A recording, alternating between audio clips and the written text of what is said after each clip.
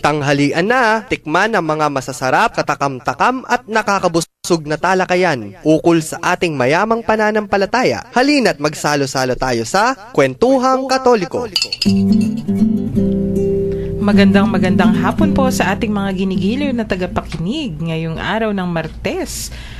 Ako po si Karen sa ngalan ng Commission on Catechesis ng Archdiocese of San Fernando at yung aking dalawang co-host na miss ko na, nandito na po uli. Magandang tanghali po, ito po si Shirley. Kumusta po?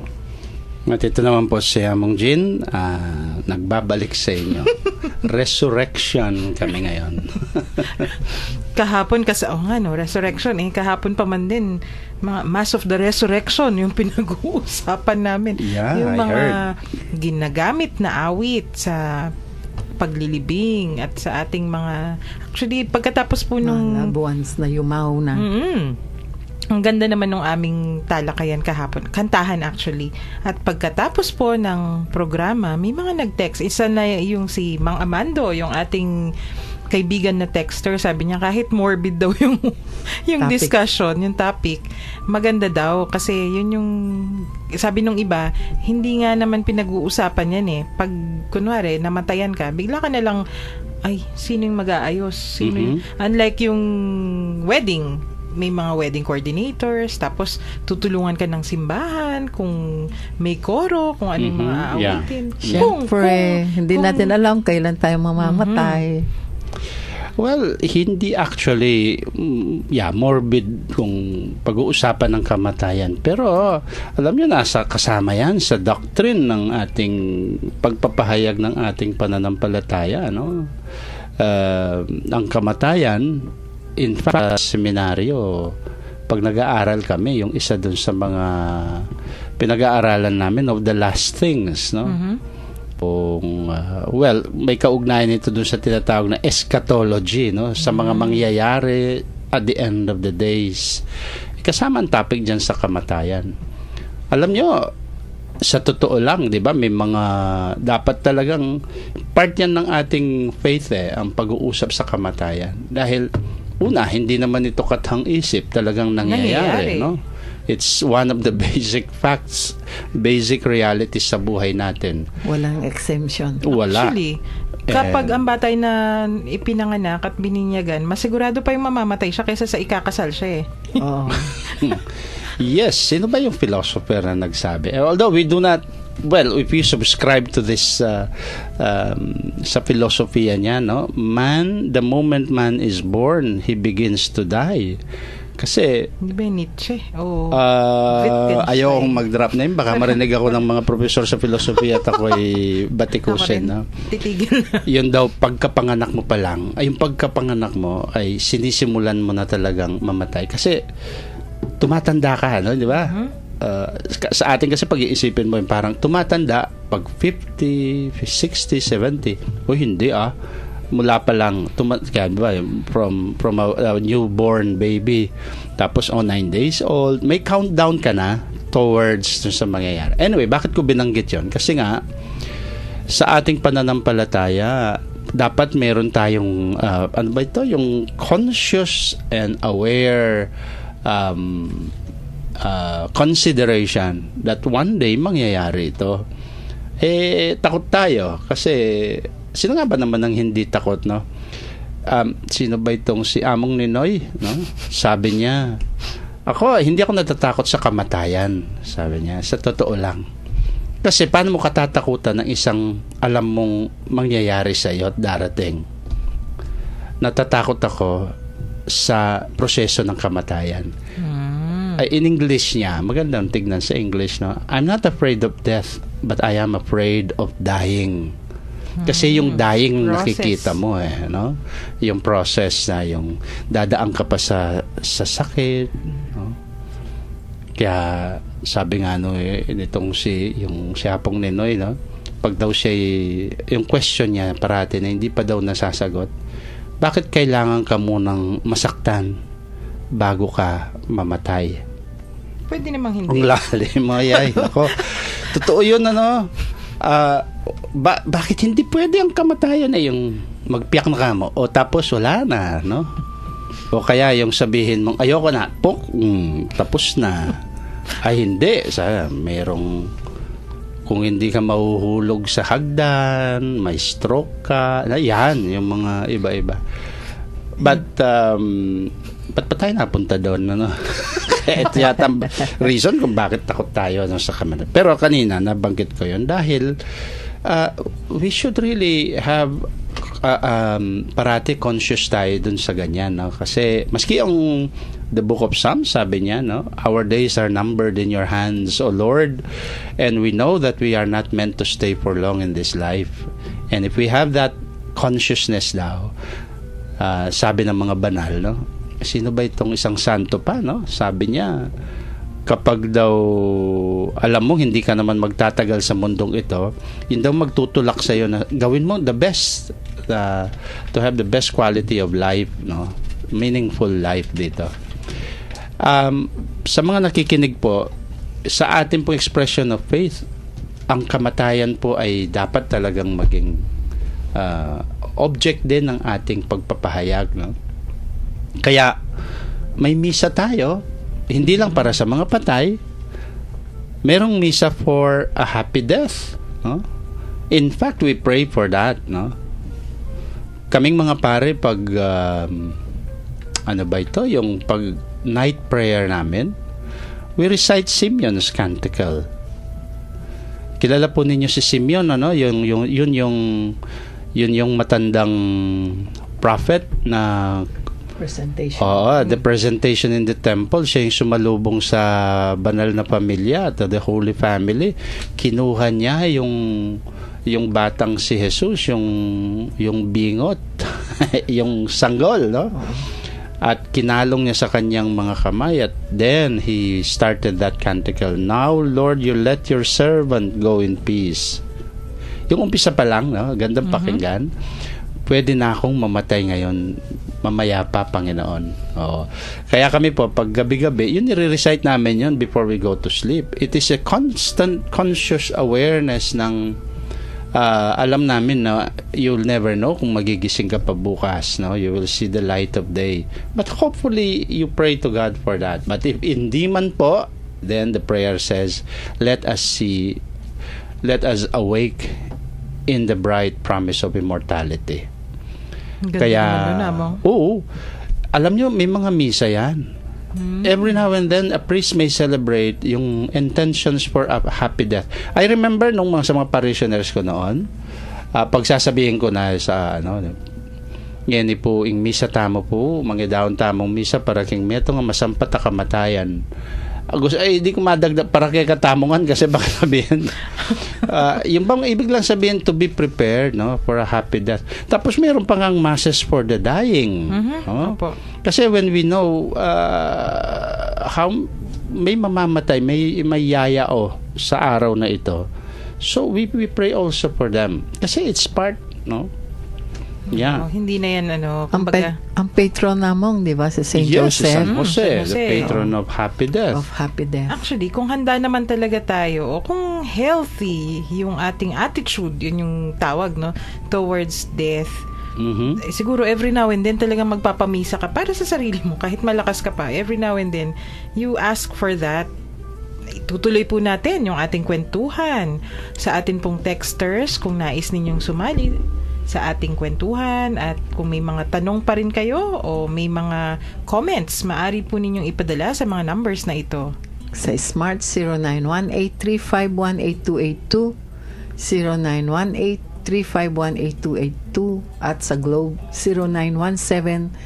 0917-363-3738, 0917-363-3738.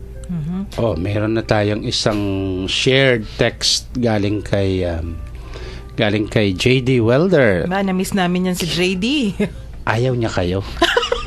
Parang ako lang atang gusto niyang i-text.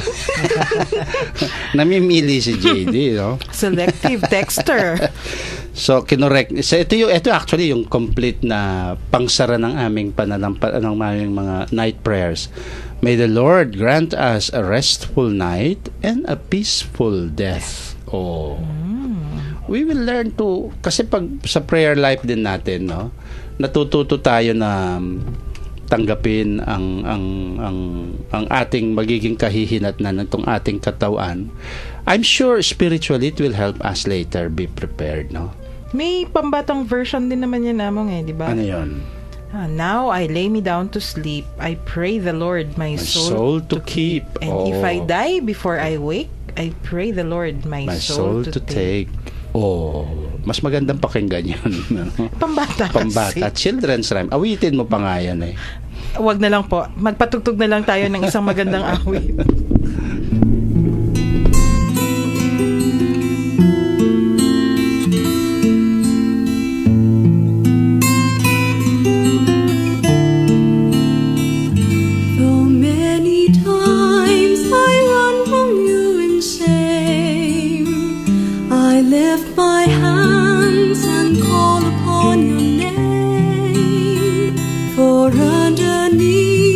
Shadow of your wings, my melody is you.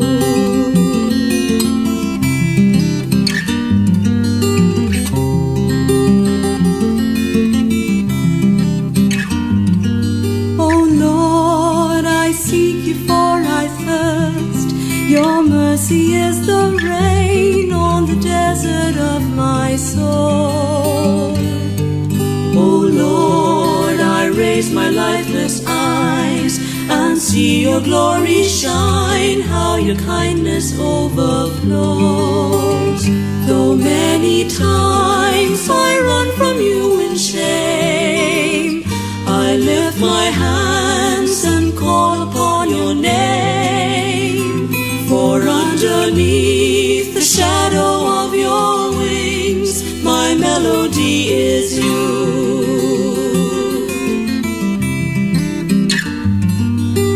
Lord, your sanctuary calls. I yearn to be with you in the rivers of your love. Though many times I run from you in shame, I lift my hands and call upon your name.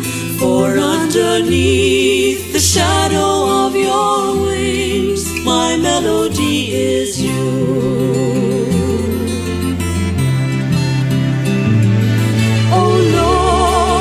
Sanctuary calls. I yearn to be with you in the rivers of your love.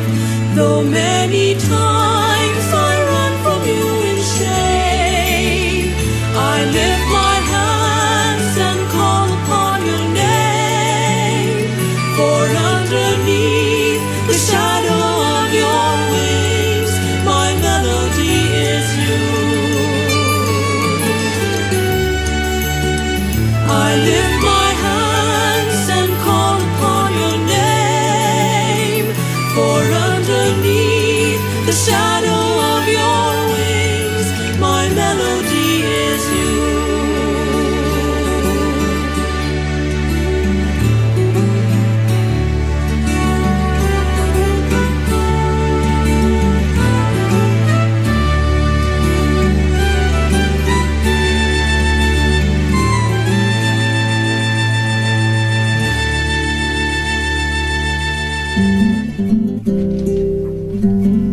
Nagbabalik po ang Kwentuhang Katoliko dito pa rin sa 91.9 Bright FM. At may mga texters na po tayo. Pero batiin muna natin, Among, si Maluding. Si Maluding, si my darling Chinchin. Ang tagapaghatid ng chicharon at mani. Peanuts. Kumusta ko po hapon, Chinchin, Maluding? Miss na kayo naman, Maluding. Ayan. Kanina pinag-uusapan natin yung funeral liturgy at yung mga masses for the dead. Among ito, may isang texter po tayo. May nagtatanong from 8824, maugtong Diyos po kayungan. Ask ko po, makananula po retang bingot ta ikwada po mete ela po me binyagman. Yes. Mayroong isang development, no? Kaya nga tayo, 'di ba, binibinyagan. Tapos meron yung baptism of desire also na yung nasasaklaw na doon yung mga bata. Kaya, pero dun sa before kay Benedict the 16th, bago niya pinalabas yung doctrine na pag-aalis na ng limbo, di ba? Opo. Yan ang sinasabi natin noon, na there was a part of our belief yung these children na hindi nabinyagan by God's mercy or by the desire of the church, they have been baptized, no? By yung baptism. O kaya yung talagang hindi nagkaroon, nasaklaw nung sa ganong paniniwala, we talk about the limbo. Pero hindi ko lang pumatandaan kung kailan yung taon na sinabi ni Pope Benedict na towards the end of his pontificate. Right, na nawala na po yung the doctrine, na part ng teaching sa limbo. Ang sabi niya, ang mga batang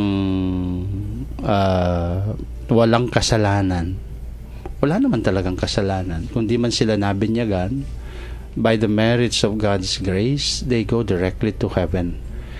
Kaya, although, nandun pa din sa atin, we have to make sure that mabibinyagan natin sila. Meron pa yung emergency baptism hanggat mga ari. No? Pero, kung talagang namatay sila, walang nakapagbinyak sa kanila, our faith, sabi ni Pope Benedict, hindi ko lang alam kung ano yung document, hindi ko na matandaan, na they go straight to heaven. O nga naman, ako nga pag sinasabag, dinadala sa akin yung mga batang hindi mga stillborn. Sabi niya, Among, pwede niyo hubang i-bless yung bata? Ang sinasabi ko, kasi kung alam ko lang yung ibig sabihin ng blessed, alimbawa, kung din bata, hindi naman talaga nabinyagan, washing, no? Cleansing of our sins. Ang sabi ko sa kanila, actually, hindi naman talaga natin sila i-bless and asking for God's mercy upon them. We offer them to God itong mga ganito. Hindi po sila kailangan hugasan dahil malinis sila. Pero pag kayo namatay, kung pwede lang, maski baldi-balding tubig, tayo buhusan ng holy water. Dahil, oo, tayo ay lumba-sumaka sa pagkakasala. No? Lumba-sumaka talaga. Lumba-sumaka. Ahon. Lumulublob at umaahon. Oo, tuwing mangungumpisal, aahon. Yes. And ang ginagawa po usually, we pray for the parents of a stillborn child. Yung mga maagang namamatay na bata, ang prayers are more directed to the parents, kasi it's that they may not lose hope, no? That they will find the joy and consolation in knowing that their baby is now in the bosom of the Father. Yun po ang parang it's a prayer of dedication, even in prayer for sa mga babies, no? Which reminds me, alam mo, sinasabihan ko din yung mga pag may mga namamatay na baby, sabi ko, wag nyo na hong ipatagal yung pagbuburol. No? Kasi yung iba, baby lang, kung minsan a few days old, nakakaawa kasi yung bata. Hindi mo naman sila pwedeng turukan ng formalin dahil kung minsan sasapog. Pangit masabihin, no? Hindi kaya ng katawan. So, sabi ko, in 24 hours, you should Very. Nagalit nga ako nung isang araw yung sa pagbuburol.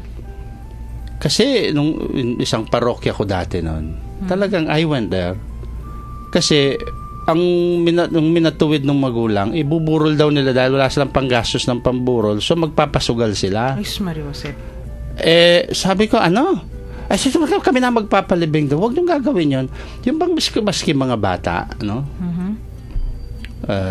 binibigyan ng pinagsusugalan. My God, sabi ko, you don't. Kung sa bagay, maski yung mga matatapos, which brings us to some of these practices that we do, no? Na siguro, it's high time talaga yung sa total part ito ng ating ang funeral rite, no? Part din ng ating doktrina na turuan din ng ating, paano ba ang pagbuburol dapat? For a Catholic, how should we really show our respect for the daming practices diyan, no? Tapos ang dami ring mga pamahiin na kung minsan ay strange na yung iba, nakakatawa, no? Siguro magandang pag-usapan din yan. Pwede naman. We can start ngayon, Ikaw, Karen, pag ikaw ba'y namatay, po, gusto mo bang paipitan ka ng 20 pesos sa kamay? Ayoko. Bakit? Aanhin ko yun. Hindi naman. Wala namang pasis sa gate ni San Pedro. Libre yun. Ang tinatanong ko kako, bakit pinaiipitan ng pera? Kaya ako nagbibiro ako pag ako'y mamamatay, gusto ko dapat bukas ang palad ko. Kasi ibig daw sabihin, sabi nga ni Bishop Ambo, bukas palad pag ikaw ay namatay. Bukas ang palad mo dahil binibigay mong lahat, sinusurrender mo sa Panginoon. Pag tikong palad ka daw, baka, yun nga, paiipitan ka ng, ano ba ito? Yung 20 pesos. Sana 1,000 na para magandang tingnan. Ay ako, sabi ko, hindi lang 10,000. Pwede ba yung isang basta ng 10,000 na para pag wow, daming pera, no? Humanda ka lahat, ikaw huhukain pag nalibig ka. Inaalis na tayo muna bago ilibig. Ay? Inaalis. Yun ang nakikita ko, inaalis na. Right. We have some cultural practices, but kung minsan po, siguro we really need to think. Yung iba sasabihin, amang wala naman pong mawawala kung gagawin namin ito. Meron kako na sa sacrifice yung tama ninyong paniniwala. Ba't kayo magsusubscribe sa isang tapos diba sabihin bawal maglibing ng Lunes. Kasi daw po walang pare. Naka-break. Baka yun ang reason. Baka yun naka-break. Naka-bakasyon. Pero day off ni amo. Yung isang araw tinanong ko, bawal po kasi ang maglibing ng sa the first day of the week. Excuse me, sabi ko, ang first day of the week hindi Monday. It's Sunday. Doon nga kayo madalas magpalibing no? Di ba? Mga linggo. Again, it is based on a false belief na naman. Or sasabihin, wag ibabalik, no? Oo. Yung patay. Wag daw hindi daw niya dapat balikan yung dinaanan niya. Bakit? Sabi ko, kasi po baka may sumunod. Ay, may susunod naman talaga sa inyo. Ano kayo? Mabubuhay ko ng walang hanggan? Sabi ni Father Joel yan kahapon. Yeah, I was talking with Among doon, no? Sa ayaw at sa gusto natin, may susunod. Ay, ang daming mga bawal kuno, no, sa mga patay. Bawal ang magsinangag sa ibang lugar. Bawal ang... Ngayon ko lang narinig yan. Bawal ang maligo, di ba? Sa mga namatayan. Kung 1 week yung wake, paano yun? Kasi kabanglo na kayo ka na. Kung minsan naman iba ay bawal magwalis. Kaya tad ng butong pakwan yung flooring, balat ng candy. Alala ko yan. Nung si Lola yung namatay, 12 years old ako noon. Mga relatives from the barrio, sabi nila, huwag kang magwawalis. Yung sagot ko sa kanila, kung di po ako magwawalis, babangon si Lola, magagalit siya. Kasi si Lola. Nung nabuhay siya, napaka-orderly niya. Kang cleanliness was part of her life. Tapos ngayong burol niya, pababayaan mong maglilimahid yung bawal kayong naka-expose yung mga salamin. Bakit? Ang daming bawal. Bawal magpula. Nagsasaya kailangan maitim daw o kaya hindi masigla yung kulay ng susuot mo. Pero ang misplaced values natin, lahat bawal itong mga nakakatawang, di mo malam kung bakit, pero hindi bawal ang sugal at alak.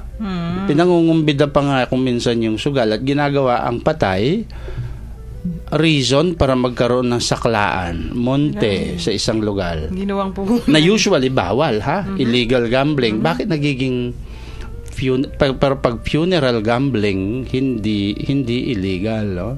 It's time to think. Kaya sabi ko, kung tayo mga Katoliko and we subscribe sa mga bagay na ganito, hey, it means hindi nako-compromise yung ating tamang paniniwala, no? Kaya iba na. Kayo ba yung nagsabi nun, Among Jean, nung minsan sabi niya, hindi na tayo Katoliko. Kung ano-ano na yung kaya kung minsan tinatawanan tayo ng mga ibang sekta. There was of course, sometimes funny things happen sa mga funerals din, no? Kaya tayo naman, pagdating sa ganyan, yung pinofocus natin, yung we give the proper right, no? Hindi ko maintindihan, sa simbahan we give all the proper respect and the rights. Dapat paski sa bahay din, you give the proper rituals ng iba yung may mga cultural talaga, like for example yung mga kapatid natin Chinese, ito si Ching Shirley, no? Ako non-practicing.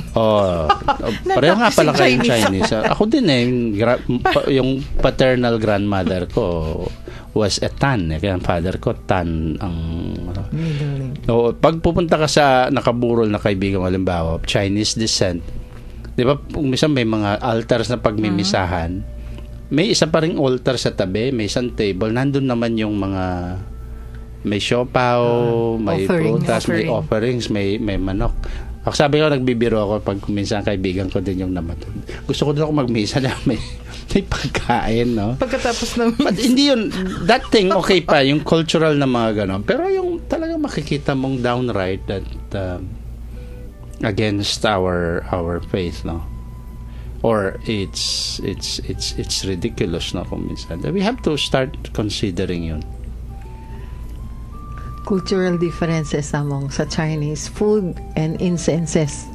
Sa atin, kandila, saka flowers. Right. Mm-hmm. Sabi nung isa, bakit kayo nag-o-offer ng pagkain? Hindi naman kakain yung patay. Kahit kayo nag-o-offer kayo ng flowers, hindi naman niya aamuyin. Kita mo.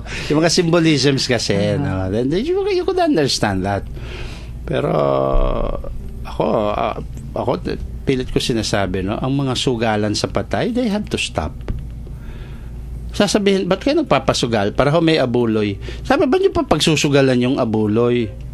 Ba't di nyo na lang ibigay? Pero ang alam ko, yung sugalan na yan ay nagsimula doon sa may mga games na nilalaro naman talaga, di ba? Pag may burol. Opo. Kasi para hindi tapos para hindi maingay o kaya hindi magulo mga bata, o kaya hindi antukin yung mga kaya may larong sungka, ayan, may nagsusungka. Scrabble. May pwede ba ang Pinoy henyo sa ganon? Sa pagpatay, doon kayo sa kusina, Among. Para yung mga nagdadasal. Hindi na i-istorbo. Baka mamaya. Tapos nagtagal, card games na, yan ha. Tapos pag card game, para to make it more exciting, siyempre magigising ka nga naman kung may taya, no? Pero no, hindi lang minsan nung sinabi ko, no, kinuwento ko yung isang karanasan, no, yung nag-bless ako ng isang patay, tapos ang daming nagsusugal. And then, kunyari pa ako, ayoko nang pakita na gusto ko silang pahintuin. Tumabi ako dun sa isang nagsusugal, sabi ko, ano ba ang pangalan nung namatay? Sabi sa akin, Marites po yata. Hindi ko naman tinignan yung pangalan. Di tuloy-tuloy ako. Pagtingin kong gano'n, bakit may bigote si Marites? So hindi man nila yung alam. Pala, hindi man niya alam ko. Ang natatandaan niyang Marites, yung unang patay siguro kung saan din sila kinumbidang magsugal, no? Yung mga ganon. And then kahiya-hiya, no? I really see yung kwentuhan, siguro yung pagkain yan, that's part ng kultura din natin yan. Pero yung sugal, I doubt. And does not give a beautiful image ng ating ritual, no? Maski yung mga tinatawag nating family ritual ng mga namatay. Ito, Among, may nag-text. Tingin ko si J.D. Welder to Pag siya daw ay namatay, gusto niya si Among Jean yung magmimisa sa libing. Pero wag daw siya yung mag-homily. Wala naman ako ikukwento, no, JD? Natakot bigla. Actually, hindi ako makapagkwento sigurado pag ikaw ang inililibing ko dahil iiyak lang ako. Tapos ito naman po, sabi niya, ako si Fernando Vital, ako ay lumalaban sa mga sakit ngayong kasalukuyan. Hirap na po kami ng asawa ko. Gumawa ako ng kubo sa mula, yung sa backyard siguro, ng kapatid ko, at dito namamalagi. Takot pa po akong mamatay kasi nag-aaral pa po ang mga anak ko at alam ko di pa nila kaya na mawala ako. Ay, yung pinag-uusapan natin kanina. Yes. Takot. Kasi yung takot sa process, no? Alam mo yung mga may involve. Yes. And we share your sentiments po. And I think we know what yung sinasabi ng ating texter. We will keep praying. Si Ate Violi nakikinig. Nako. Si Ate Violi nagbabantayan lagi ng kung sino yung mamamatay kasi kung minsan nakaburol dun sa malapit. Yeah. Baka kailangan ipagdasal o kailangan... But the right attitude towards talaga ng ating sa kamatayan, tulad ng sinasabi ni San Pablo, is our strong faith, no, in Jesus. Daming process kasi. Ang complications daw ng dying involves also letting go, di ba? Opo. Being able to let go and entrust everything to God. No? Pero yung Totoo maganda yun. naman, Among, di ba, ito, naalala ko yung homily ni Apo Seto nung yung isang uncle ko namatay. Di ba, ang laki-laki po ng angkan namin. Sabi ni Apo Seto, this was around 2000. Tingnan mo, sabi niya, kahit in death, ano yung silbi ng ating mga yumao? Natitipon tayo. Yes. Kasi, di ba, usually nasa abroad, nasa kung saan. Reunion. Reunion. Mas malaki ang reunion pag may patay kaysa sa kasal. Lalo na kung yung yumao ay yung of age na fulfilled na yung buhay, hindi ganun kabigat hindi ganun kalungkot. Although syempre dinaramdam pa rin natin. Pero yung pagtitipon-tipon, sabi ni Apo Seto, that's even in death they build the family, the community. Yeah. That's a beautiful way also of looking at it. No? Alam mo yung from 2003 noon, nagkasunod-sunod na magkamatayan sa side namin sa family. Both, lalo na sa mother side. Unang namatay sa naming tiyahin, kapatid ng mother. Sumunod namatay ang uncle ko, si Bishop Galang. Sunod-sunod yun. Tapos mga bayaw, mga pinsan. Until 2000, that went on until 2007. Almost every year, kung hindi man twice a year. So, nagkikita-kita kami. Yung tiyahing kong madre, sabi niya, yung last na namatay yung sa amin, yung isa naming pinsan, sabi ba naman niya sa amin, she just said it na, sana sa susunod, mitipon-tipon ta naman, pero ala pang mamamatin Kasi talagang nag-iipon, talagang nagkita-kita kami, no? Kasi isang clan, no? Isang side. And, but it is because of our hindi naman siguro we don't spite the death of our loved ones, but it's just na kuminsan siguro sana wag naman sa susunod, let's have a happy reunion, a reunion that is not based on a funeral, no? Pero kung minsan, Among, nangyayari din yan. Kasi nga, laging nagkikita during the funeral. Tapos maiisip nila, ba't di tayo mag-reunion? Right. Kung yeah. So, actually, magtitipon na. Ginawa nga namin yung pagkatapos yun. Diba? So, isip kami ng reunion, walang ililibing. Hindi masaya. Yun yung isang epekto, yung gift ng mga yumao sa atin. Yeah. Sa kasalukuyan, di ba, may mga wedding coordinators na tayo. Opo. Nagsisimula na rin ang mga funeral coordinators. Oo, meron na. Mukha nga. Oo, kasi dapat naman no? Kasi maski sa simbahan meron na rin nabubuo-buo na yung mga tinatawag na ministers, mga consoler ministries, no? Yung pag may namatay, may pupunta, no? Isa din pong magandang practice yan, lalo na sa parokya, no? Yung pag may namatay sa inyong area, yung mga leaders mismo, yung mga ecclesial leaders, halimbawa yung mga barangay pastoral councils, okay, MPPC, kung saan, no? They also spend, part yan din ng ritual na may extend ng simbahan ng mismong parish church, no, sa mga namatayan, yung pupunta sila as a group of ecclesial leaders, then magkaroon ng vigil, no? Gawin nila yon.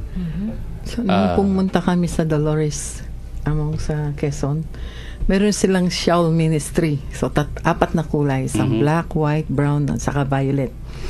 So, kung kumuha ka ng black, kasama ka doon, tinatawag mong consoler ministry. So, pupunta ka sa may patay, isusot mo doon sa namatayan, and then you pray for her. Ang ganda naman. Oh, Oo. that's So, kung white siya, sa gustong mga anak, Aba, kaya wala. si Mrs. Pwede ba kasi, kaming gumamit din nun? Yung may mga pare? Pag may mga... pagdadasal mo yung taong gustong humihingi ng anak o kaya yung bata mismo, ipipray mo. Meron Maganda. naman violet sa mga may sakit, saka yung brown yung gustong mag-abroad. Aba. O kaya yung nasa abroad, ipagdadasal mo. Ay, Those who ang are ganda. blessed sa shrine yan, no? Oo, sa sa Our shrine Lady of mismo. Sorrows. Oo, Xiao May ang ano, tawag niya, ano? Xiao Ministry. Sa ano naman? Sabi ko, ano kaya gagawin sa katedral? Oo nga. Gayahin natin. Pero ito yung magandang practice sa Bontoc yata or Ifugao na one of their dioceses.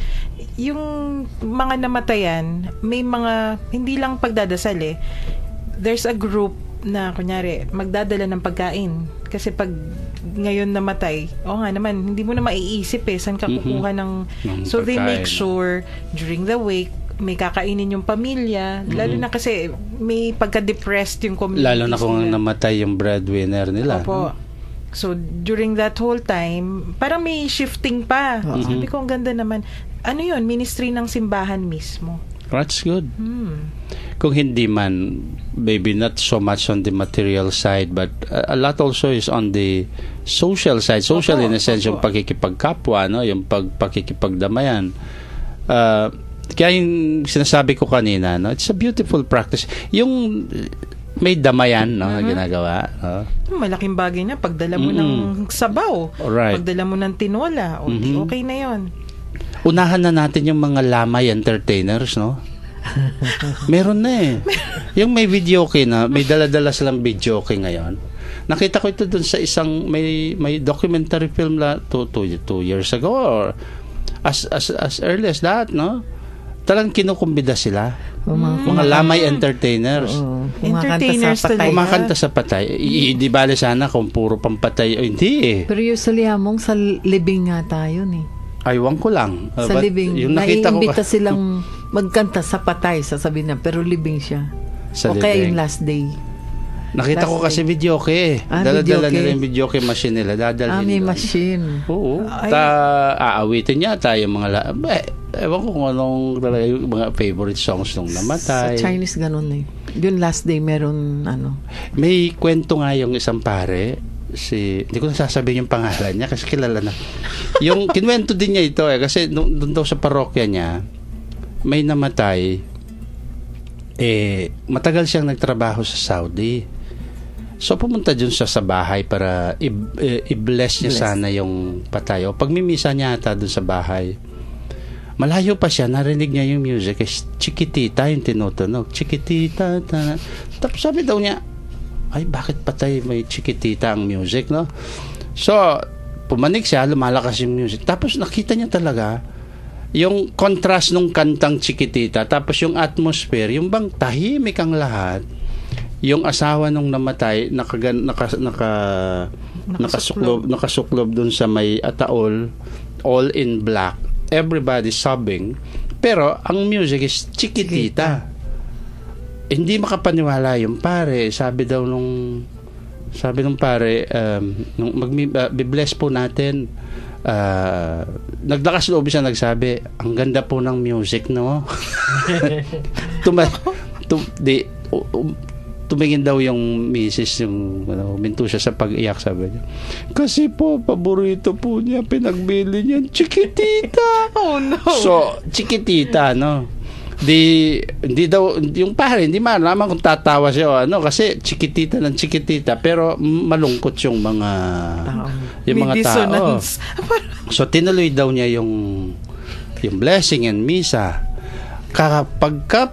Pagkatapos pa lang ng bendisyon, sabay pindot daw doon sa player, Chiquitita. Kasi non-stop talaga, sabi niya. Totoo ba yung kwento mo? Totoo yan, totoo, Father. Sabi niya.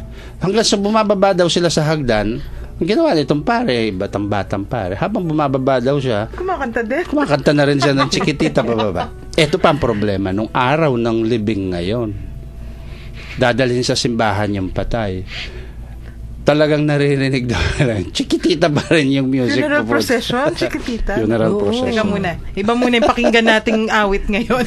Wag Chiquitita.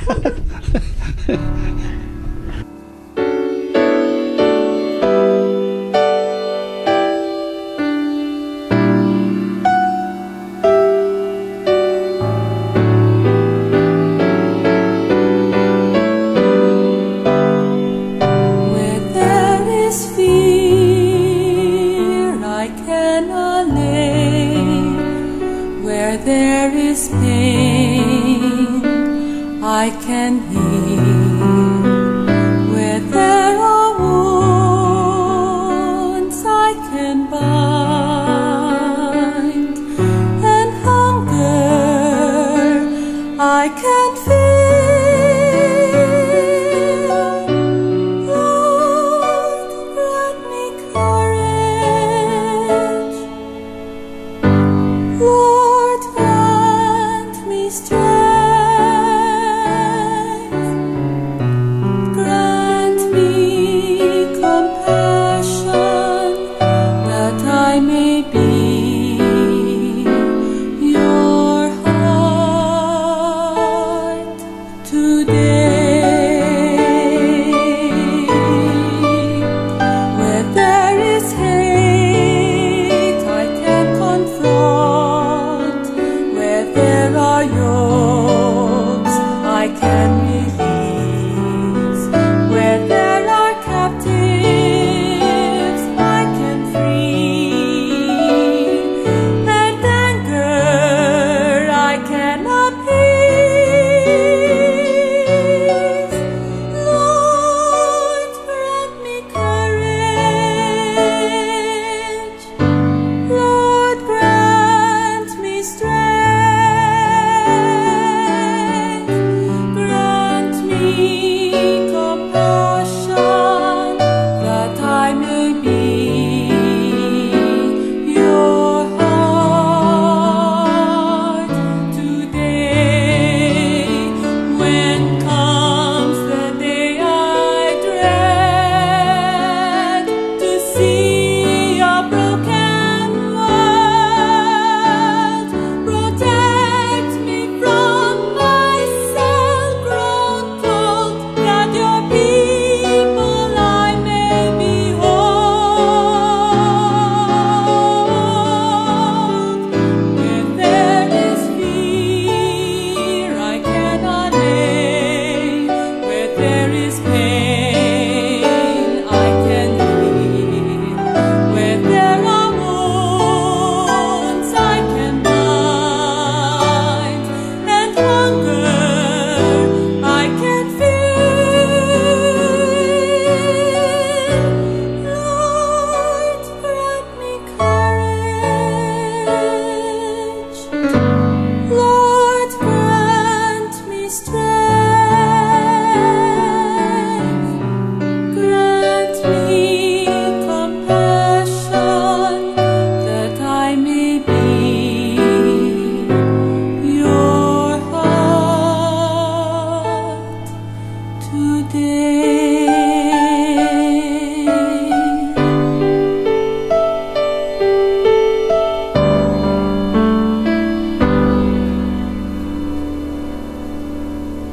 And when I've done all that I could, yet there are hearts I cannot move. Lord, give me hope,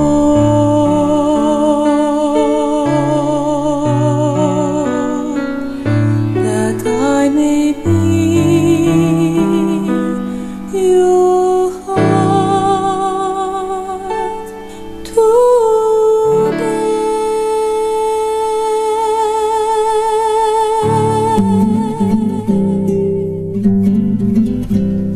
Nagbabalik po ang Kwentuhang Katoliko dito pa rin sa 91.9 Bright FM. Naku, maikli na yung ating oras, pero among, eto kailangan nating sagutan. May nagtanong po, paano daw yung cremation? Allowed na daw ba sa ating simbahan. Kasi dati daw, bawal yan. Yes. Allowed na po. No? Mayroong instructions na lumabas noon. Basta it is allowed. May dalawang condition, bale. Una, first condition is na magpapakremate ka hindi dahil you want to spite the Catholic doctrine of the resurrection of the dead. Kung minsan kasi may because I don't believe in the Catholic Church, I would like my body to be burned para what? Kung it is part yung parang gano'n, ng mali ang reason mo, that is to go against really indeed the doctrine on the resurrection of the body, then mali, hindi ka dapat magpa-cremate. Pero kaya kailangan wala yung ganong belief. Or pagkatapos nun, pag nagpa-cremate ka, it should be clear to the relatives na yung ashes mo, which are still considered as remains, no, mortal remains, are buried on sacred grounds. Kaya po hindi po pinahihintulot na iuwi yung mga or ikikip ninyo yung mga abo, no? Kasi po yung mga abo are still remains, and sa ating pong doktrina, they should be laid to rest. Kasi pag daladala ninyo sa bahay, no, meron akong uncle noon nung mamatay yung tiyahing ko.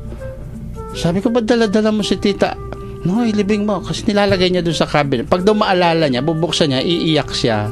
Sabi ko, hindi ganoon. No. You are living parang iba na yon. That's very strange. She's dead. The body should be buried, should be laid to rest. Hindi mo siya pinapahinga physically. Oo nga naman. Pag ganon. Yung iba nasa altars yata. Right. Or even yon, no? Kasi they should be laid to rest on sacred ground. Ang sacred ground po, ibig sabihin dyan, ay ang sementeryo. Or kung mga churches na. Columbary, but still cementerio pa din yun. Considered cemetery. Ayoko nang ganun kasi na-imagine ko yung mga pusa ko pag naglaro. Baka matapon yun. Yung jar, ayokong kumalat. Tsaka mahirap yun, no? Baka mapagkamalampang kape. Yung abo mo. Kape. Ground coffee. Kasi yung di nila naintindihan ko, yung baka nilagay ka lang sa lalagyan. No, but kidding aside po, let us be serious. Kung kayo po ay may mga nakalibing, may mga abo pa ng mga inyong mga yumao, please, let them rest. Lay them to rest physically. Dalhin sila sa mga sacred grounds. Ilibing na po. Ang maski abo na lang sila. Abo, ganun din yun. Nagaling din sa katawan. Among, paano po yung ginagawa nung iba para daw ini-spread o ini-sprinkle sa dagat? That's not in conformity with our faith, no. Yung mga nature lover, mga non-Christians may mga ganun, yung sasabog sa dagat. O sa bundok, tapos tayong Pilipino, no, we still visit them. Pupunta ka sa dagat every November 1? Saan kaya lumubog dito yung abo nung anak ko? Ako naman naisip ko kagad. It's like trying to get ang feeling ko doon, parang they're trying to get rid of you para wala nang remnants lahat. Aray. Ngayon naman yun. Naku. Tsaka isa pa po, ang isang, halimbawa, kung kayo, if it comes na may pakikremate kayong namatayan ka, gusto nyo ipakremate, it is good to discuss with the pastor. Kasi po, the funeral rite should take place before cremation. Kasi kung minsan yung nangyayari, pinakremate na tapos sabi, lilibing na po. Of course, lilibing mo, lalim mo na. Pero abo na lang yung jar na lang yun. Para to avoid that, mas maganda yung it's more proper bago po siya dalhin sa crematorium ay gawin na yung funeral rite. Yung dito sa hindi naman plugging ito, no, sa anong tawag dito, yung sa Good Shepherd, yung chapel nila, yung likuran mismo ando ng crematorium. Kaya after ng funeral rites, pagtapos na yung misa,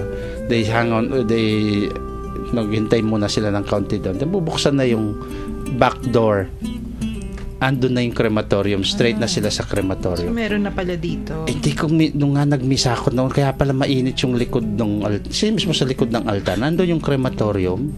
May, Kaya pala ako maalinsangan dito. Yung iniinit na pala yung hinihahanda na yung oven, no? Yung eto, crematory last, burner. may last question namong 3396. Ano po yung rules sa pagpapalibing sa Catholic Cemetery? Kareta pong sementeryo na Bandining Pisamban. Well, the dead should be a Catholic one, and he died or she died a Catholic. Yun lang po. Oh, tapos then they need to go to the cemetery, because ang cemetery po is managed by the parish church, no? They make arrangements doon. Binabati ko nga pala si Sister Hilda Madayag and company. Yan ang mga matatanda na, kasama na yan sa mga matatanda ng parokya ng San Matias. Active yan. Ako. Yeah, sunduyo po. Ituloy ninyo yung ginagawa ninyong ano ba ang tawag doon? Ministry of Consolers, ministry ng kanilang yan, kasi pag may namatay, ay punta na yan. Kaya nabuo doon sa parokya ng San Matias yung ministry 1/4, yung tinatawag naming 149. 149? Oo. 1 year, 40 days, 9 days. Kapag pinamisa, nakagrupo yan, alam. Pagkatapos, among 9 days po, makikain tayo. Among 40 days po, manganta mo. Tapos yung 1 year. Kaya, 149 ministry, ang tawag namin. Ganda naman. Expert sila. Nako, ayan na. 149. Umabot na naman po tayo sa oras ng pamamaalam. Nako, J.D. Welder, hindi masyadong bitin na bitin ngayon. Sabi kasi niya, himala daw, ang daming napag-usapan. Tapusin mo po muna natin ang ating episode na ito sa isang dasal. Let us place ourselves in the presence of God. Glory be to the Father, and to the Son, and to the Holy Spirit. As it was in the beginning, is now, and will be forever. Amen. And may Almighty God bless us all, the Father, the Son, and the Holy Spirit. Amen. Maraming salamat po sa pagkikinig. Ito po si Shirley. God bless you and keep you. At ito po si Among Jin, at pahabol na bati. Hi, Tita Malu. Sa ngalan po ng Commission on Catechesis ng Archdiocese of San Fernando, ito po si Karen, nagpapaalam at nagpapasalamat sa araw na ito. Purihin siya at ating ibunyan. Awitan siya. Pagliligtas ng Diyos na sa krus ni Jesus, ang siyang sa